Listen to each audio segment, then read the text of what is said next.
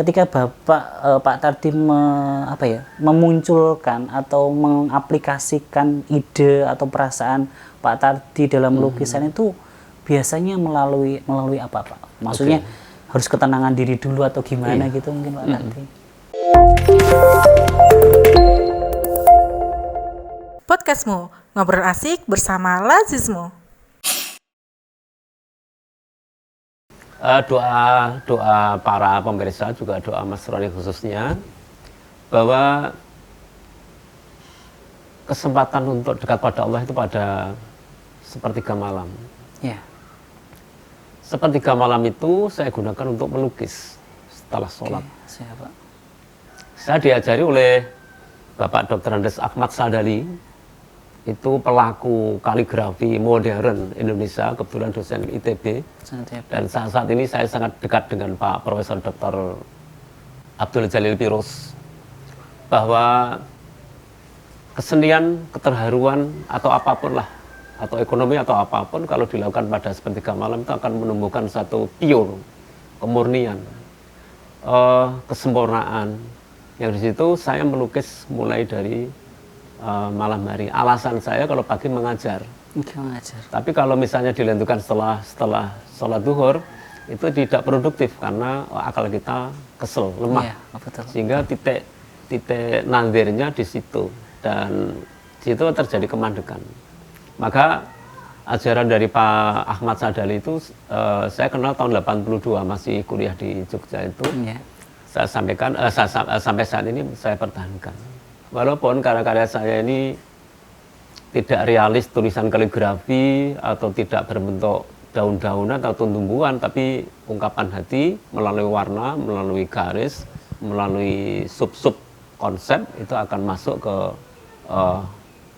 pengolahan jiwa saya yang dimulai dari sepertiga malam itu. Itu persiapannya begitu.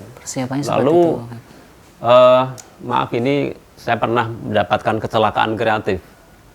Ada teman pada bulan Muharram itu saya suruh menggambar Nyai Loro Kidul. Oh gitu Pak. Tahun 80 berapa ya Mas? 98.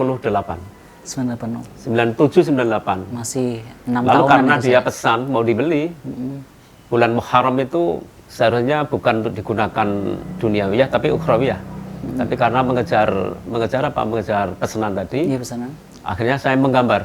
Tetapi ada ketakutan bahwa gambar itu tidak sesuai dengan hati saya, dan ternyata maaf ini, boleh percaya boleh tidak, yang pesan itu ketika melihat lukisan itu merasa takut.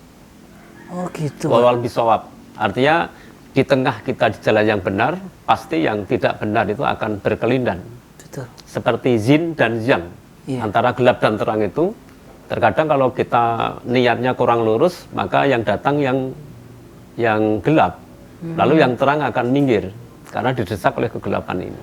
Lala, kecelakaan kreatif itu kemudian saya putuskan bahwa setelah itu saya tidak akan menggambar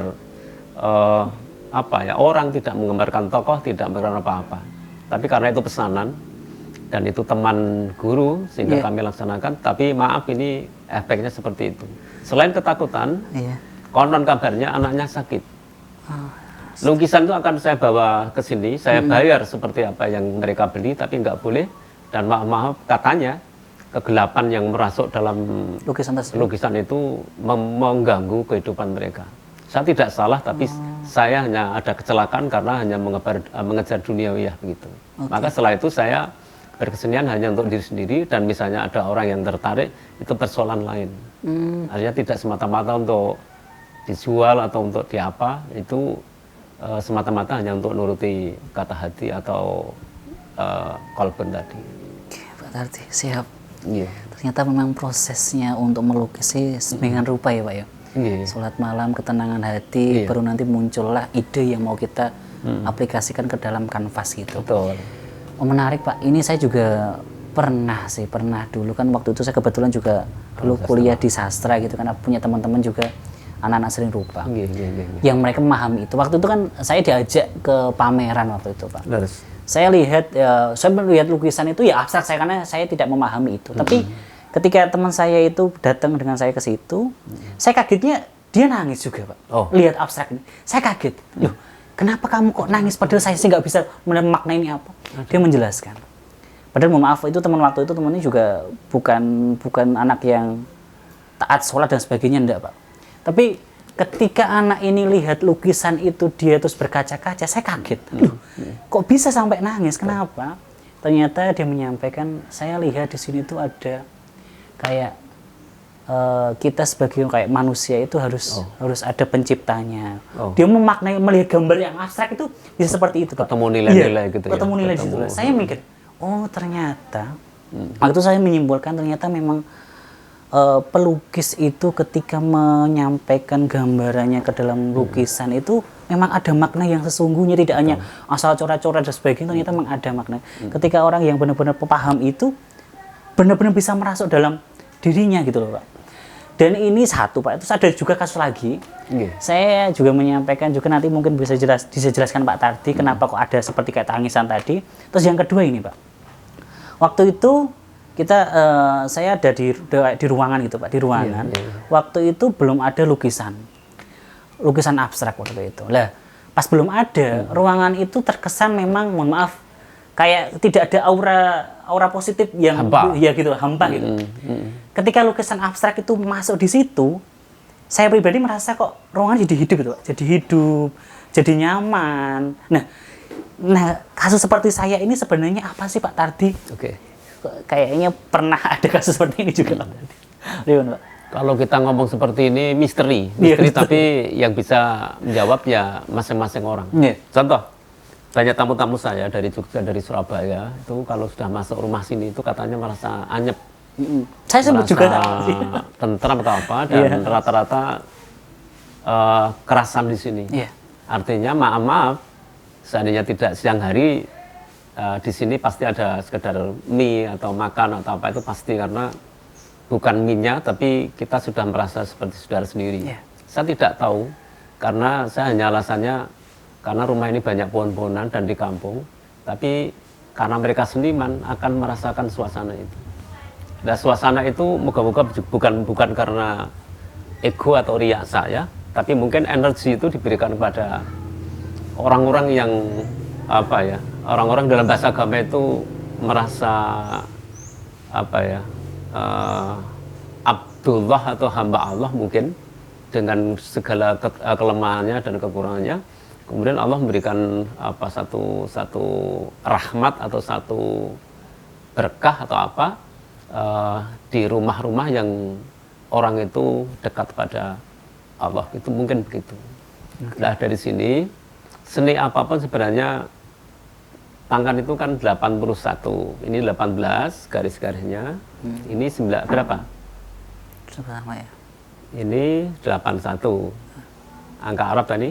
Ini 18 dengan 81 berapa? 18 99. 99. Asmaul Husna. Asmaul Husna. Masya Allah. Tangan bergerak, tangan takbir, tangan menggenggam, tangan menyayangi istri, tangan mengangkat, semuanya sedang mempresentasikan dari Asmaul Husna. Ini tak matke tenanan, saya jalani betul. Dan dari situ kemudian makna dari talenta tangan tidak hanya sekedar seni, tapi juga di aspek seluruh kehidupan ini menggunakan 99 Asmaul Husna. Maka bagi teman-teman yang nggak punya garis tangan ini berarti bukan manusia. Oh iya. Saya kelakar dengan anak-anak itu begitu. Oh iya. Saya suruh gini, yang tidak ada garis tangannya berarti kamu bukan manusia gitu. Ada Mas. Oh gitu, siap. Masya Allah. Ini kesana kemari supaya saya nguas, itu kadang-kadang orang melihat kuasnya. Ada murid yang pinjam kuas saya bawa pulang. Sampai rumah, gimana? Bisa gambar? Nggak bisa itu Pak. Kuasnya bawa ke sini. Ini bukan kuasnya, tapi tangan ini milik Allah.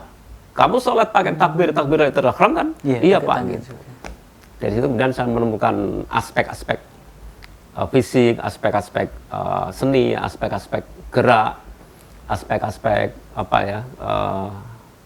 Qur'aniyah dan sebagainya, ketauhidiyah yang di situ bukan harus membaca, maaf ini hanya pengalaman kreatif yang kalau kita mungkin dihubungkan dengan kitab-kitab mungkin juga ada relevansinya, mungkin gitu. Itu gitu. Ya. Terus gini Pak, ini mungkin satu sebelum kita tutup nanti podcastnya itu tentang musik Pak. Musik ya? Ya, seni tentang musik yang tidak ini. Tidak kesenian ke karya saya dulu nanti. Nanti ke karyanya kita habis ini, nanti kita lihat-lihat karyanya Pak sambil nanti teman-teman dijelaskan juga. Ini terakhir saja Pak sebelum kita putus podcastnya. Kalau tanggapan Bapak tentang seni di musik dalam Islam itu seperti apa Pak? Oke. Musik yang paling merdu, kalau saya tanya Mas Roni itu suara apa? Yang paling merdu, Masya Allah, berat banget. Sebagai anak muda, orang sastra, yang kuliah, yang pintar, dan juga ngerti filsafat. Masya Allah. Ya, kalau saya, musik, lirik yang memiliki makna ketika pas posisi waktu itu saya sedang, misalnya pas sedang sedih gitu Pak. Lagu yang sedih itu yang buat saya paling enak. Pas kondisi, pas lagi senang ya, musik yang paling menyenangkan itu yang buat saya paling enak. Gitu Pak. Musik itu kan suara. Iya. Suara itu boleh pakai nada, boleh tidak. Siap. Suara yang paling merdu, yang dikagumi oleh orang lain, dikagumi oleh keluarganya adalah tangis bayi. Siap. Oh gitu. Tangis bayi ini menjadi sesuatu yang dirindukan oleh seluruh manusia. Yang kedua, suara hujan. Hujan itu simbol dari pemberian rahmat dari malaikat Mikail gitu. Yang menebarkan hujan. Siap. Yang di situ Allah memberikan rahmat, memberikan kebaikan-kebaikan, memberikan kewelas asian. Siap. Nah, tapi ketika musik sudah menjadi ilmu, sudah menjadi komoditi, sudah menjadi alat dakwah, maka musik itu sebenarnya yang berkaitan dengan menyuarakan ketakwaan dalam tanda kutip, menyuarakan keimanan dan sebagainya itu. Apa? Orang tidak harus masuk ke hadrah, tidak harus masuk ke samroh, tidak harus masuk ke qasidah, tidak harus masuk ke apa ya musik-musik Islami. Apa selain yang Islami menurut menjenengan? Yang masuk ke dalam? Yang masuk kategori itu musik Islami. Selain hadrah, nasyid kayak Pak. Oh nasyid, ya. Tidak hanya nasyid, tapi apa saja. Saya pernah membuat keyboard, ngiringi bikin komposisi di keyboard itu dengan aliran rock and roll. Oh gitu. Atau rock, slow rock. Ketika saya menirukan lagunya Cak Nun, itu para penyanyi juga menangis karena ada iringan yang sendu, iringan yang kalem dengan keyboard itu. Dan tidak perlu ini menamakan ini musik Islami enggak, tapi menyentuh. Misalnya ini ya. Hasbunallah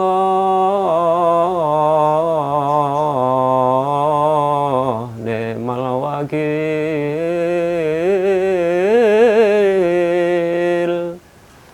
Hasbunallah ni'mal maula, dan terusnya itu sing ning kono saya iringi suara denteng-denteng gitar dan piano itu cukup mengharukan yang mendengarkan.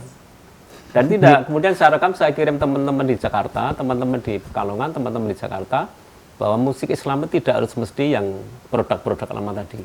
Sehingga tugas anak muda ke depan, kalau bermain musik, boleh rock, boleh boleh rock, boleh rap atau mungkin boleh macam-macam, tapi memang mengkomposisikan musik itu memang harus mengerti diri dulu, kemudian baru mengerti alat musik, dan kemudian baru cari referensi dari Quran atau dari kata para ulama atau mungkin dari sunnah-sunnah Rasulullah Muhammad SAW.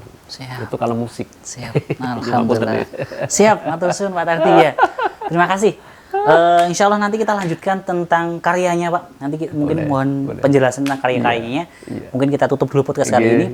Oke, Sobat Podcast Alismu, hari ini tadi sudah diskusi banyak dengan Pak Tardi, seniman Sragen yang ternyata memang Masya Allah seni itu berarti ternyata bisa kita aplikasikan dalam dakwah Islam ya, untuk menarik masyarakat lebih enak lagi ketika memaknai dakwah Islam itu. Ternyata juga seni itu pun tidak asal seniman membuat karya, tidak hanya asal-asalan. Ternyata memang perlu ada ketenangan hati, Pak, ketenangan hati, minta petunjuk pada Allah Subhanahu wa taala sehingga nanti muncul ide-ide baru yang bisa disampaikan kepada masyarakat. Terima kasih kepada semua podcast Lazisme yang mendengarkan ini. Jangan lupa subscribe dan klik loncengnya biar nanti ketika kita konten selanjutnya banyak yang mengetahui dan banyak yang mengikuti juga. Terima kasih. Matur suwun Pak Tardi atas waktunya. Wassalamualaikum warahmatullahi wabarakatuh.